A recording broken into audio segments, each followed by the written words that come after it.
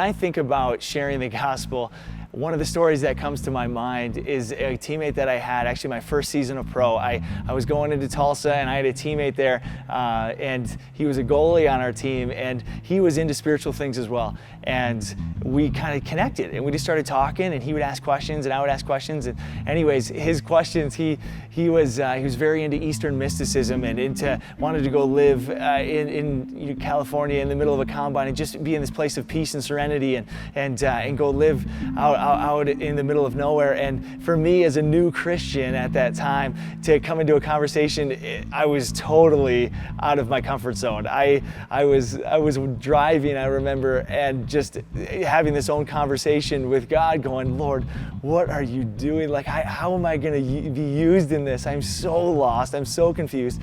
And anyways, we just started to build a relationship, and little by little, we started to grow as friends, and we would hang out. We honestly didn't even talk about the gospel a ton for a little while, but we would practice together every day. I'd shoot on him every day, and he would stop pucks. We'd be out there early every single day and just practicing breakaways and working together. And 3 years of playing together, we just built this great friendship.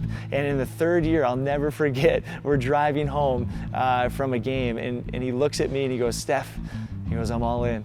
I'm like, what do you mean you're all in? And he goes, yeah, I'm all in. I'm all in for Jesus.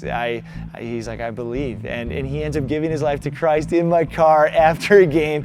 And I just think about that story and just think about the journey that it took and how it didn't happen in a moment. It didn't happen overnight. Like, this was something that was built, day in and day out, just loving a guy where he's at, going through the time where he wanted to talk about the gospel to the whole season of, months where he didn't want to talk about anything, but he was just watching the way I lived, and that credibility was built. I think about the process of all that and just the incredible, obviously, celebration that he came to Christ. And I think that's just amazing how God worked.